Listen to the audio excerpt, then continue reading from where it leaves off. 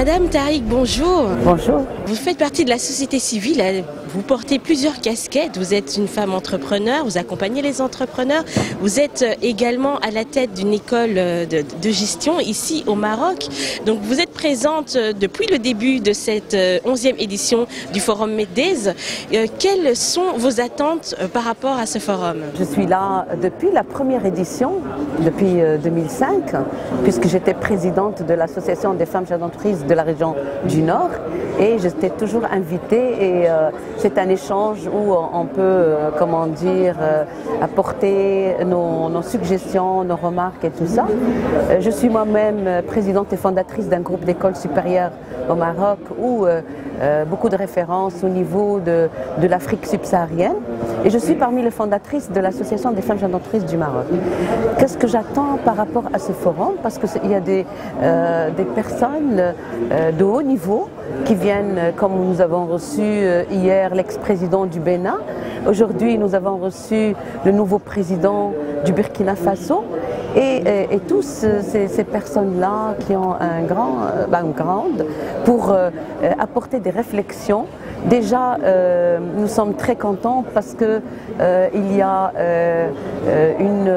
comment on appelle ça, ces personnes-là veulent que le Maroc intègre la CEDEAO et je pense que tout le monde c'est gagnant-gagnant parce que nous sommes là, nous sommes de l'Afrique de l'Ouest, le Maroc et l'Afrique de l'Ouest pour les personnes qui ne savent pas que c'est le Maroc, c'est l'Afrique de l'Ouest et nous remercions beaucoup Sa Majesté qui a fait un grand pas et même son grand-père Mohamed V, que Dieu ait son âme, ont fait beaucoup pour l'UA, déjà à la création avec Sékou Touré, avec beaucoup d'ex-présidents que leur âme pose en paix et tout ça c'est quelque chose qui peut apporter une valeur ajoutée à ces régions de l'Afrique de l'Ouest pour qu'on puisse travailler parce que comme on dit chez nous, une main ne peut pas applaudir, donc il faut deux mains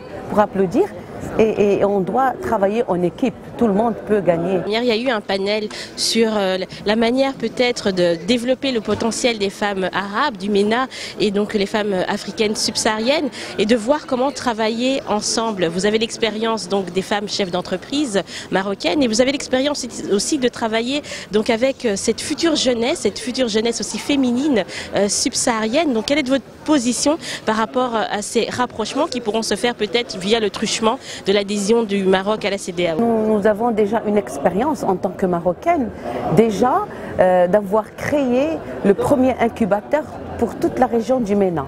Et comme nous sommes affiliés à l'Association des femmes chefs d'entreprise mondiale, FCEM, il y a plusieurs pays qui ont pris notre expérience, une valeur ajoutée à leur pays.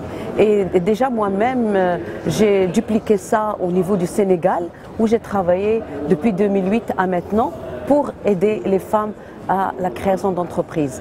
Nous avons même notre incubateur qui est au Maroc et qui aide ces jeunes filles à aller de l'avant et on les héberge pendant 18 mois et à partir de là, ils peuvent voler de leurs propres ailes. Parce que déjà, quand ils commencent une entreprise, ils sont ni expérimentés, ni coachés, ni accompagnés.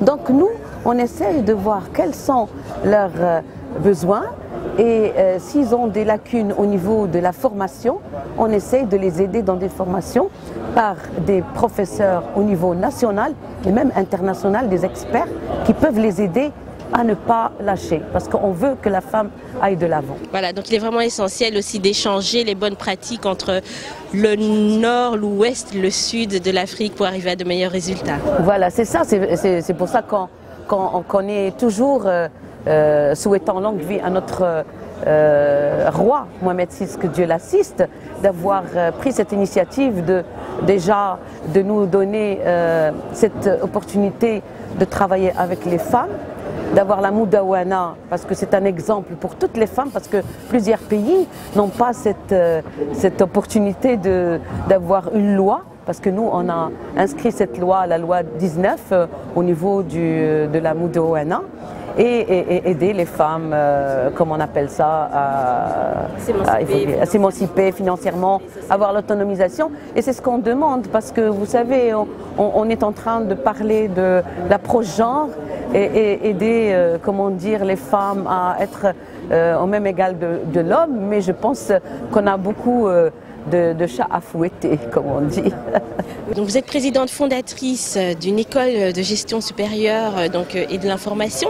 Donc où se situe-t-elle et quels cours dispensez-vous? Je suis présidente et fondatrice d'un groupe d'écoles supérieures au Maroc depuis 1994 où j'ai formé plusieurs étudiants des pays subsahariens, dont le Mali, la Guinée-Conakry, la Guinée équatoriale, la Guinée-Bissau, le RDC, la Mauritanie et plusieurs jeunes qui sont passés par notre école où notre objectif primordial c'est la formation de qualité.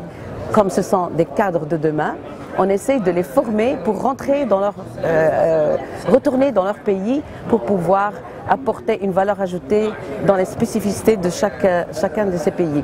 Nous formons ces jeunes en commerce management, en finance, audit et contrôle de gestion, ingénieur des systèmes informatiques et finance islamique. Et cette année, je lance le digital puisqu'on essaye de voir avec le marché de l'emploi pour que ces jeunes ne chantent pas dans leur pays, le digital, le supply chain logistique et aussi je lance le mandarin, le chinois, parce que je vois, puisque au Medays, j'ai eu beaucoup d'ateliers où j'ai assisté, j'ai vu les Chinois qui sont en train de s'implanter au niveau de l'Afrique subsaharienne et nous, en tant qu'Africains, nous n'avons pas appris cette langue puisque la langue mandarin est très importante pour que nos jeunes qui sont là, qui doivent apprendre les langues, c'est très important, et apprendre le chinois pour que ces Chinois qui s'implantent en Afrique, quand même, doivent trouver un emploi dans leur société multinationale et être vraiment au courant de ce qui se passe au niveau de la Chine et savoir aussi dans les langues de l'anglais, l'espagnol, le chinois, mais maintenant c'est le mandarin qui est à la langage économique. Et donc vous êtes situé à Rabat? Je suis située à Rabat, au Maroc, à Rabat. Merci beaucoup. Merci à Vox Africa et je souhaite bonne chance à Vox Africa. Merci.